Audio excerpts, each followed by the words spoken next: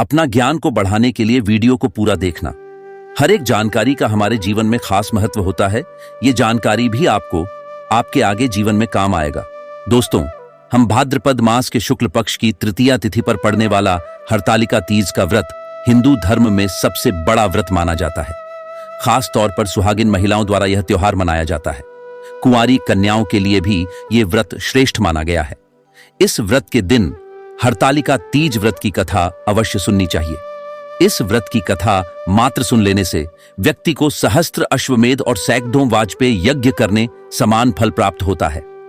हरतालिका 2 शब्दों से बना है, हरित और तालिका। हरित का अर्थ है हरण करना और तालिका अर्थात सखी।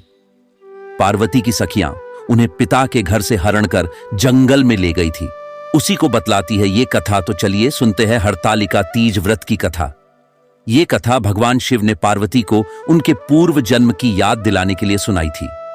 श्री सूत जी कहते हैं, मंदार की माला से जिन पार्वती जी का केस पास से अलंकृत है और मुंडों की माला से जिन शिव जी की जटा अलंकृत है, जो पार्वती जी दिव्य वस्त्र धारण किए हैं और जो शिव जी दिगंबर है, ऐसी श्री पार्वती जी और श्री शिव जी को प्रणाम करता हूं। रमणीक कैलाश पर्वत के शिखर पर बैठी हुई श्री पार्वती जी कहती हैं, हे महेश्वर, हमें कोई गुप्त व्रत या पूजन बताइए जो सब धर्मों में सरल हो, जिसमें परिश्रम भी कम करना पड़े लेकिन फल अधिक मिले हैं। नाथ, यदि आप मुझ पर प्रसन्न हो तो ये विधान बताइए। हे प्रभु, किस तप त्याग, दान आदि से मध्य और अंतर्हित आप जैसे महाप्रभु हमको प्राप्त हुए हैं। शिवजी बोले, सुनो, मैं तुमको एक व्रत जो मेरा सर्वस्व है और परम गुप्त है, लेकिन तुम्हारे प्रेम के वशीभूत होकर मैं तुम्हें बतलाता हूं।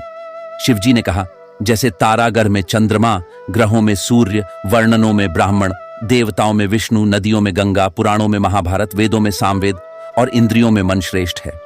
सब प्राणों और वेदों का सर्वस्व जिस तरह कहा गया है, मैं तुम्हें एक प्राचीन व्रत बतलाता हूं। एकाग्र मन से सुनो। जिस व्रत के प्रभाव से तुमने मेरा आधा आसन प्राप्त किया है, वो मैं तुमको बतला दूंगा, क्योंकि तुम मेरी प्रेयसी हो। भाद्रपद मास में हस्त नक्षत्र से युक्त शुक्ल पक्ष की तृतीया तिथि को उसका अनुष्ठान करने मात्र से स्त्रियां सब पापों से मुक्त हो जाती है। खेत देवी, तुमने आज से बहुत दिनों पहले हिमालय पर्वत पर इस व्रत को किया था। ये वृत्तांत मैं तुमसे कहूंगा।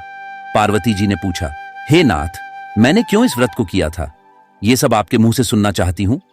उत्तर की ओर एक बड़ा रमणीक और पर्वतों में श्रेष्ठ हिमवान नामक पर्वत है। उसके आसपास तरह तरह की भूमि है।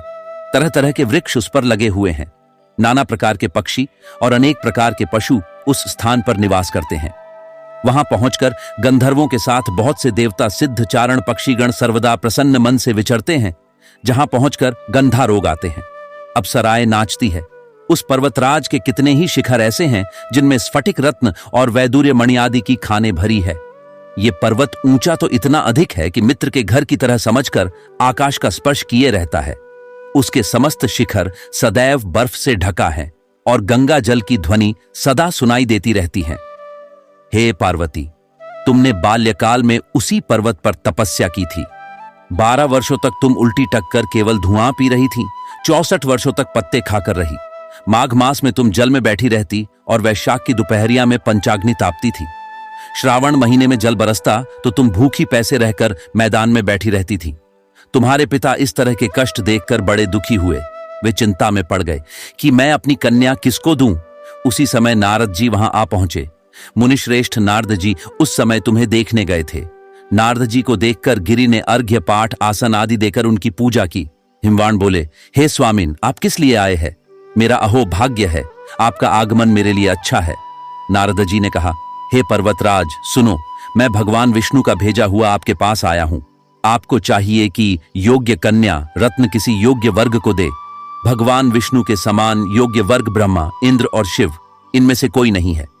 इसलिए मैं यही कहूंगा कि अपनी कन्या भगवान विष्णु को ही दे। हिमवान ने कहा, भगवान विष्णु स्वयं मेरी कन्या ले रहे हैं और आप यह संदेश लेकर आए हैं, तो मैं उन्हें अपनी कन्या दूंगा। हिमवान की इतनी बात सुनकर मुनिराज आकाश में विलीन हो गए। वे पीतांबर, शंख, चक्र और गदाधारी भगवान विष्णु के पास पहुंचे। वहां हाथ जोड़कर नारद जी ने भगवान विष्णु से कहा, हित देव, सुनिए, मैंने आपका विवाह पक्का कर दिया।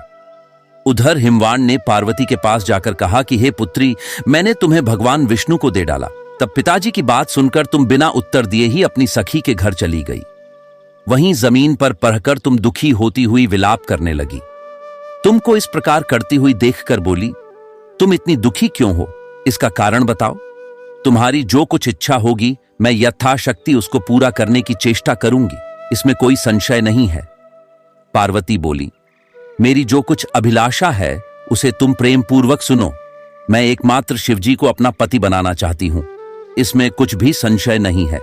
मेरे इस विचार को पिताजी ने ठुकरा दिया है, इससे मैं अपने शरीर को त्याग दूंगी।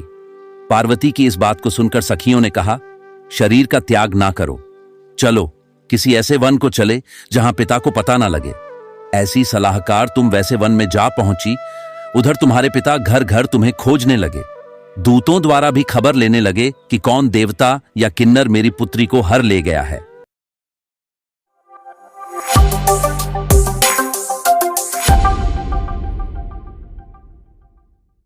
उन्होंने अपने मन ही मन कहा, मैं नारद जी के आगे प्रतिज्ञा कर चुका हूं कि अपनी पुत्री भगवान विष्णु को दूंगा। ऐसा सोचते सोचते हिमवान मूर्छित हो गए। गिरिराज को मूर्छित देखकर सब लोग हाहाकार करते दौड़ पड़े। जब होश आया तो सब पूछने लगे कि हे गिरिराज, आप अपनी मूर्छा का कारण बताइए। हिमवान ने कहा, आप लोग मेरे दुख का कारण सुने ना मालूम कौन मेरी कन्या को हरण करके ले गया है। ऐसा नहीं हुआ तो उसे किसी काले सांप ने काट लिया या सिंह खा गए होंगे। हाय हाय, मेरी बेटी कहां गई, किस दुष्ट ने मेरी पुत्री को मार डाला। ऐसा कहकर वे वायु के झोंके से कांपते हुए वृक्ष के समान कांपने लगे। इसके बाद हिमवान तुम्हें वन वन खोजने लगे। वो वन भी सिंह भालू हिंसक जंतुओं से बड़ा भयानक हो रहा था।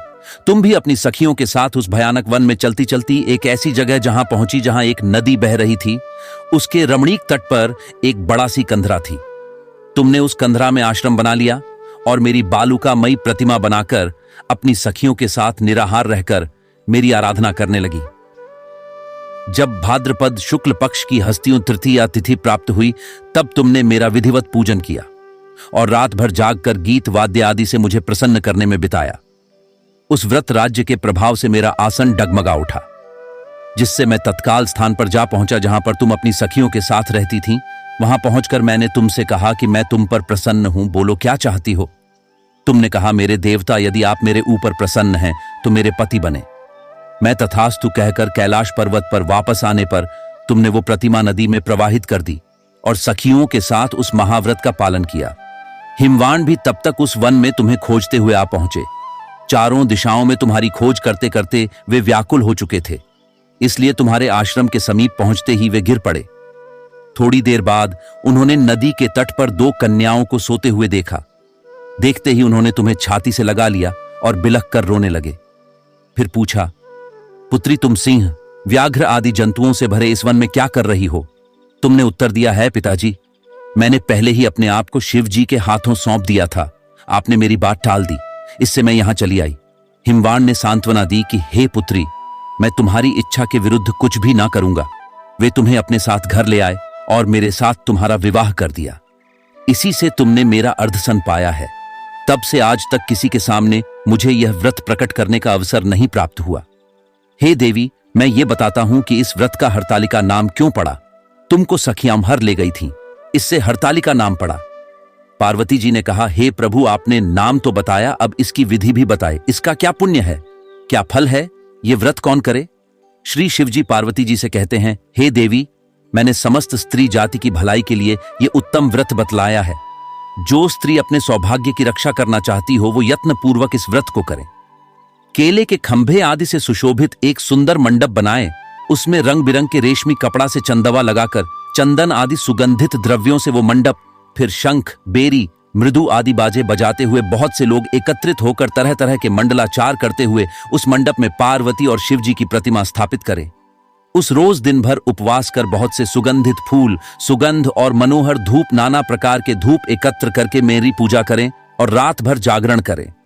ऊपर जो जो वस्तुएं गिनाई गई हैं उनके अतिरिक्त नारियल, सुपारी, जंबीरी, नींबू, लौंग, अनार, नारंगी आदि जो जो फल प्राप्त हो सके उन्हें इकट्ठा कर लें। उस आरतू में जो फल तथा फूल मिल सके विशेष रूप से रखें। इसके बाद धूप दीप आदि से पूजन कर प्रार्थना करें, हे शिव, शिव रूपी हे मंगले, सब आरथों को देने वाली हैं। देवी हे शिव रूपे आपको सदा के लिए नमस्कार है। हे ब्रह्मा रूपिणी आपको नमस्कार है। जगधत्री आपको नमस्कार है। हे सिंहवाहिनी संसार के भय से भयभीत मुझ दिन की रक्षा करे। इस कामना की पूर्ति के लिए मैंने आपकी पूजा की है। हे पार्वती मुझे राज्य और सौभाग्य दे, मुझ पर प्रसन्न हो। इन्हीं मंत्रों से पार्वती और शिव जी की पूजा करें। तदनंतर विधि पूर्वक कथा सुने और ब्राह्मण को वस्त्र, गौ, स्वर्ण आदि दान दें। इस तरह एकाग्रचित होकर स्त्री पुरुष दोनों एक साथ पूजन करें। फिर वस्त्र आदि जो कुछ हो उसका संकल्प करें। हे देवी, जो स्त्री इस प्रकार पूजन करती है वह सब पापों से छूट जाती है और उसे 7 जन्म तक सुख और सौभाग्य प्राप्त होता है। जो स्त्री तृतीया तिथि का व्रत ना कर अन्न भक्षण करती है वो 7 जन्मों तक बांधा रहती है और उसको बार बार विधवा होना पड़ता है। वो सदा दरिद्री पुत्र अशोक से शोकाकुल स्वभाव की लड़की सदा दुख भोगने वाली होती है और उपवास न करने वाली स्त्री अंत में घोर नरक में जाती है। सदा दुख भोगने वाली होती है मांसाहार करने से, बाघिन दही खाने से, बिल्ली मिठाई खाने से, चींटी और कुछ खाने से मक्खी होती है, अन्न खाने से, शुक्र फल खाने से, बंदरियां पानी पीने से, झोंक दूध पीने से सांप, इन उस रोज सोने से अजगरी और पति को धोखा देने से मुर्गी होती है। इसलिए सभी स्त्रियां ये व्रत अवश्य करें। दूसरे दिन स्वर्ण, चांदी, तांबा अथवा बांस के पात्र में अन्न भरकर ब्राह्मण को दान दें और पारण करें। जो स्त्री इस प्रकार व्रत करती है वो मेरे समान पति है और जब वह मरने लगती है तो तुम्हारे समान उसका रूप हो जाता है। उसे सब प्रकार के सांसारिक भोग और संयोजन मुक्ति मिल जाती है। इस हरतालिका की व्रत कथा मात्र सुन लेने से प्राणी को सहस्त्र अश्वमेध और सैकड़ों वाजपेयी यज्ञ करने समान फल प्राप्त होता है। हे देवी, मैंने सब व्रतों में उत्तम व्रत बतलाया है जिसके करने से रानी सब पापों से छूट जाता है। इसमें कुछ भी संशय नहीं है। आप सभी को हरतालिका तीज की बहुत बहुत शुभकामनाएं।